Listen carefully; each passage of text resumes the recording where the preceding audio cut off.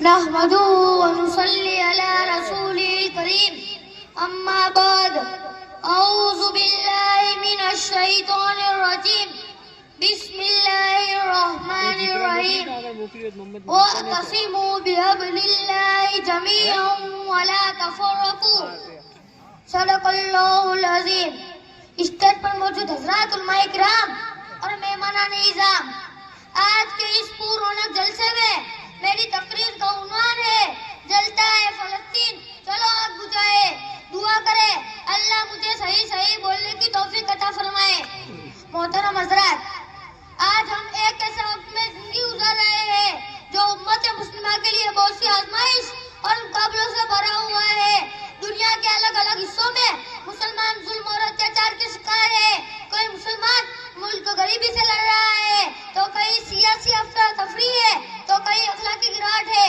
ایسے نازک وقت میں ہر مسلمان پر ضروری ہے کہ وہ اپنی ذمہ داریوں کو سمجھے اور عمل کے میدان میں اترے، کیونکہ یہ وقت خاموش رہنے کا نہیں ہے بلکہ بیداری اور عملی کوشش کرنے کا ہے.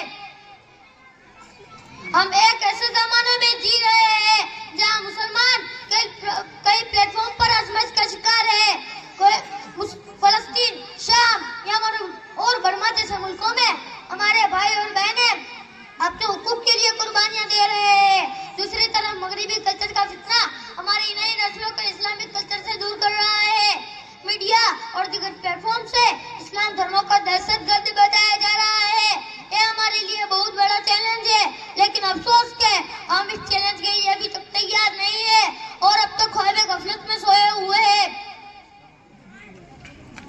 سامعین محترم، آج ظالم اسرائیل فلسطین پر ناجائز اور حرام قبضہ جمائے بیٹھا ہے، جبکہ فلسطین ایک ایسی سرزمین ہے جو انبیاء کرام علیہ السلام کی میراث ہے. یہ وہی جگہ ہے جہاں سے ہمارے نبی صلی اللہ علیہ وسلم کو معراج پر لے جایا گیا تھا. یہ وہی جگہ ہے جہاں مسجد اقصی آتے ہیں جو ہمارا پہلا قبلہ ہے، اور اس سے محبت ہمارے ایمان کی نشانی ہے. لیکن افسوس کہ آج وہی مبارک فلسطین ظلم اور غریبی کا شکار ہے. بچے، بوڑھے، عورتیں سب چیخ رہے ہیں، سب فریاد کر رہے ہیں، مگر ان کی صدائیں سننے والا آج کوئی نہیں ہے. سامعین مکرم، آج فلسطین کے مظلوم مسلمانوں کے ہاتھ زارہ میں جھنجھوڑنے کے لیے کافی ہے. یہ وہ قوم ہے جو گولیوں کے سامنے سینے چوڑے کر کے کھڑی ہے. یہ وہ بچے ہیں جو پتھر سے اپنے دشمن کا مقابلہ کر رہے ہیں. یہ وہ مائیں ہیں جو اپنے بچوں کی شہادت پر اللہ تعالیٰ کو شکر ادا کرتی ہے. لیکن سوال ہے کہ ہم کہاں کھڑے ہیں، ہم کیا کر رہے ہیں. شاعر کہتا ہے جکڑا ہے میرا قدس چلو اس کو چھڑائے، زنجیروں کو توڑ دے اسے آزاد کرائے. مغرب کے غلاموں کے اسیروں نہ ڈرو تم، اب توڑ دو کاسا اے فقیروں نہ ڈرو تم. جناب والا، آج امت مسلمہ افراتفری کا شکار ہے. ہمارے درمیان سے ایکتا ختم ہو چکی ہے. ہم پارٹیوں، فرقوں اور باسوں میں تقسیم ہو چکے ہیں. ہم اپنی پرسنل زندگیوں میں اتنا مشغول ہو گئے ہیں کہ ہمیں اپنے بھائیوں کی تکلیف کا ذرا بھی احساس نہیں رہا، جبکہ قرآن تو کہتا ہے وَاعْتَصِمُوا بِحَبْلِ اللَّهِ جَمِيعًا وَلَا تَفَرَّقُوا. اللہ کی رسی کو مضبوطی کے ساتھ تھام لو اور آپس میں فرقہ بندی نہ کرو. لیکن آج ہم نے اس حکم کو پستے پستہ ڈال دیا ہے. سامعین گرامی قدر، فلسطین لڑ رہا ہے، شام زخمی ہے، یمن بھوکا ہے اور ہم خاموش تماشا دیکھ رہے ہیں، جبکہ یہ وقت تو بیدار ہونے کا ہے.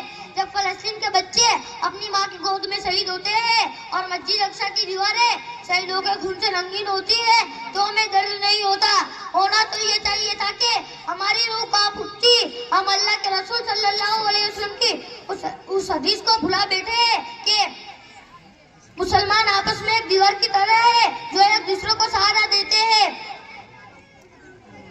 سامعین محترم، اللہ کا شکر ہے اور آپ کو معلوم ہونا چاہیے تھا کہ حالیہ دنوں میں فلسطین کے مظلوم عوام کو ایک بڑی کامیابی ملی ہے.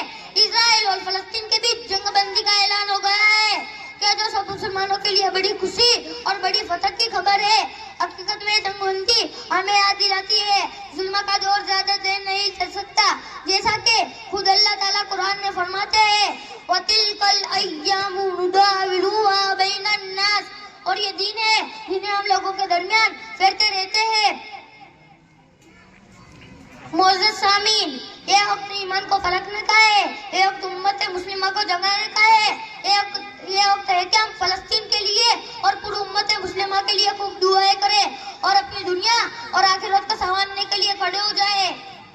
ہمیں یہ یاد رکھنا ہوگا کہ یہ زندگی عارضی ہے، لیکن اللہ کے سامنے ہماری جواب دہی لازمی ہے۔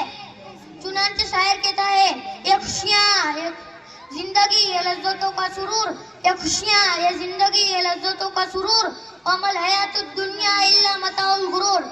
اللہ ہمیں کہنے اور سننے سے زیادہ عمل کرنے کی توفیق عطا فرمائے، آمین یا رب العالمین۔ وآخر دعوانا ان الحمد للہ رب العالمین۔ ماشاء اللہ، بہت خوب، بہت ہی عمدہ۔